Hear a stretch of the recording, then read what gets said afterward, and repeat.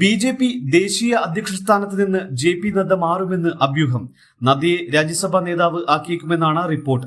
നദ്ദയ്ക്ക് പകരം വീണ്ടും അമിത്ഷാ തന്നെ എത്തിയേക്കുമെന്നും അതല്ല ശിവരാജ് സിംഗ് ചൌഹാനാണ് സാധ്യതയെന്നും സൂചനയുണ്ട്. അതിനിടെ പുതിയ സർക്കാർ രൂപീകരണത്തിലേക്ക് കടക്കുന്നതിന്റെ ഭാഗമായി എൻ.ഡി.എ എംപിമാരുടെ യോഗത്തിന് മുന്നോടിയായി ബി.ജെ.പി. എംപിമാരുടെ യോഗം ഇന്ന് ഡൽഹിയിൽ ചേരും. വൈകിട്ട് ബി.ജെ.പി. ആസ്ഥാനത്താണ് യോഗം ചേരുക. ശനിയാഴ്ച മൂന്നാം മോദി സർക്കാരിന്റെ സത്യപ്രതിജ്ഞാ ചടങ്ങ് നടത്താനാണ് ബി.ജെ.പി. നീക്കം. നാളെ പാർലമെന്റിലെ സെൻട്രൽ ഹാളിൽ ചേരുന്ന എൻ.ഡി.എ എംപിമാരുടെ യോഗത്തിൽ മോദിയെ പാർലമെന്റിലെ നേതാവായി തിരഞ്ഞെടുക്കും. അതേസമയം പ്രധാന സഖ്യകക്ഷികളായ ടി.ഡി.പിയുമായും ജെ.ഡി.യുവുമായും നേതാക്കൾ ചർച്ച തുടങ്ങി. പീയൂഷ് ഗോയലാണ് ചന്ദ്രബാബു നായിഡുവുമായി ആദ്യഘട്ട ചർച്ച നടത്തിയത്.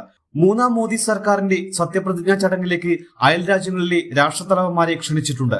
ശ്രീലങ്കൻ പ്രസിഡന്റ് റനിൽ വിക്രമസിംഗയെയും ബംഗ്ലാദേശ് പ്രധാനമന്ത്രി ഷെയ്ഖ് ഹസീനയെയും മോദി ശനിയാഴ്ചത്തെ ചടങ്ങിലേക്ക് ക്ഷണിച്ചു.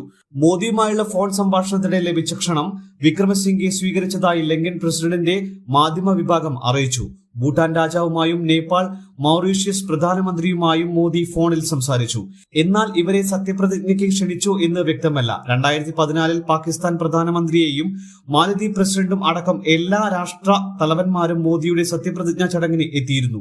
2019 അയൽ രാജ്യങ്ങളിൽ നിന്നടക്കം 8 രാഷ്ട്രതലവന്മാർ പങ്കെടുത്തു. Russian president Vladimir Putin, UK പ്രധാനമന്ത്രി ഋഷി സുനക് എന്നിവരും ടെലിഫോണിൽ മോദിയെ അഭിനന്ദിച്ചു.